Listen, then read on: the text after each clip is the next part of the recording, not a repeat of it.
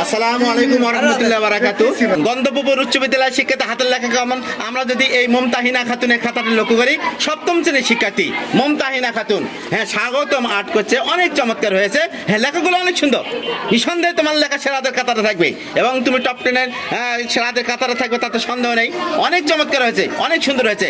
তুমি একজন সৃজনশীল লেখিকা, হ্যাঁ তোমার এই লেখা যেই দেখবে তাকেই ভালো লাগবে। তুমি আসলে গন্ধপুর উচ্চ বিদ্যালয়ের তুমি একজন রত্না। এত সুন্দর, এত চমৎকার হয় একজন শিক্ষার্থীর লেখা, তুমি সে কথা আমাদের বুঝিয়ে দিয়ে দিলে। খুবই সুন্দর, খুবই চমৎকার, খাতাটি দেখতেছি বারবার। ধন্যবাদ তোমাকে।